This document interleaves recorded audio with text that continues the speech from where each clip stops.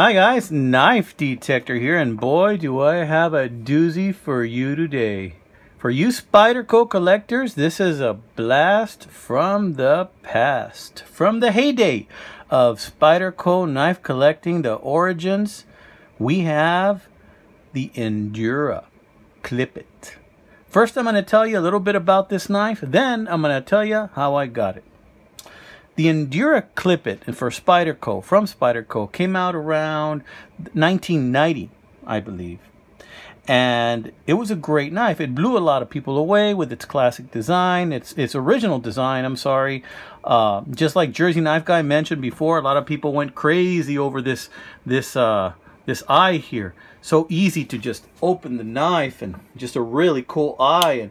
And people started collecting Spydercos like they were baseball cards. You know, people collected Spydercos even though they were quite pricey.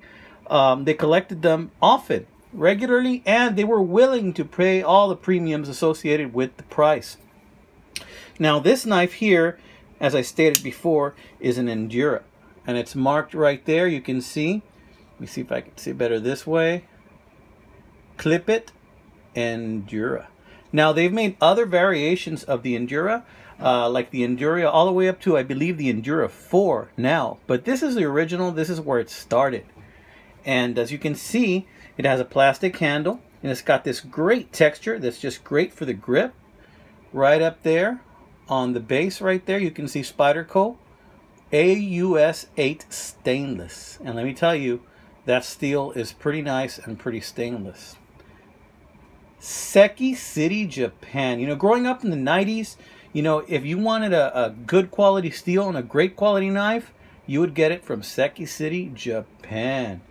You know, they were just, in my opinion, they made the best blades out there during that time. And people that wanted a blade they could rely on, a blade that was cool, looked for that name, Seki. Was it a Seki knife, right? Was it made in Seki City, Japan? Yeah. So this is a cool looking knife, no doubt about it. But for a long time, I did not collect Spyderco knives. I still don't really collect Spyderco knives.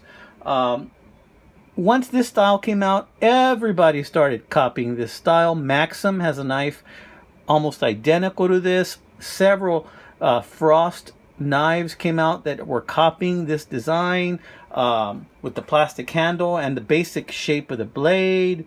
As you can see, this Spyderco has a fantastic serrated blade, and I can tell you those serrations have almost no use on them. So how did I get this Spyderco Endura Clip It original in such fantastic condition? Well, let me tell you. I was searching on eBay because I was talking to Sean over at the EDC Den, and I was messaging him, and I told him, you know what, I like your videos on the Spydercos. I might end up getting a Spyderco. I'm looking at the Spyderco Rescue. And so I was looking at them, and I still eventually do want to get a Spyderco Rescue. But then I ran into the Tenacious, and I thought, well, I saw Tenacious at Walmart for 42 bucks. That's not too bad. And then I started researching on eBay, and I found the Tenacious, and then this came up under Tenacious, and then I thought, well, that doesn't look like a Tenacious. And I zoomed in a little more on the pictures, and I thought it said Endura. So then I did a separate search on an Endura, and I thought, okay, well, this gentleman who's selling this knife is selling it as a Tenacious. He probably doesn't really care too much about the knife and wants to sell it right away. And I read a little bit more on the post, and this was a TSA confiscated knife from a knife bundle that he got. And he was selling it, and I made him an offer for $35 and $5 shipping. And guess what, guys? I got it for $35. This knife right here, in this condition, will probably run you about 80, 90 bucks right now on eBay. I got it for $35, and it just had a little bit of rust right here and some rust right here on the inside of the serrations. It looks like this knife was only used once, guys. Had a little bit of rust right there where it made contact right there. Looks like somebody used it to cut an apple or something, and then they just left it, and then it got confiscated probably about 30 years ago, until I got it, and I bought it from a gentleman on eBay, and I'm very happy with it, guys. I happen to like knives with serrations. I know a lot of guys don't. But if you're going to cut through rope, serrations just seem to do the trick really quick, you know? And this can be used as a rescue knife, utility knife.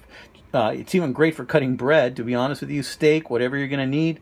It's a beautiful knife. And when I got this knife in the mail, I couldn't believe what I had paid for it. And I thought to myself, I think I'm going to have to collect another couple of Spydercos, right? I'm not going to go for too many of the newer ones. I'm not a big fan of just collecting things because, you know, it's the in thing to do. If I collect something, it's because I like it. I like the shape of the blade. I like the way it feels in my hand. You know, I like the way it's designed. Now, this knife stands at about 4 3/4 inches long. It is almost 5 inches long, closed, guys.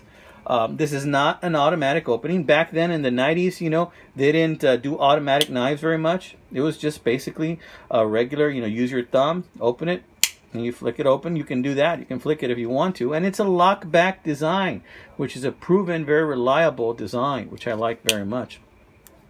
Very simple, just like that. It is extremely light. Because it is a plastic handle, it is extremely light. I had this in my pocket the other day. I couldn't even tell that I had it on. I had to check it every now and then to make sure I didn't accidentally yank it out with my keys and lose it forever, you know, like I've done before with another knife. Really like this knife, guys. Wanted to share this with you. Sean at the EDC Den, tell me what you think, buddy. I got a Spyderco, and I tell you what, I got another Spyderco. And that one is coming up in the near future, probably in a couple of videos.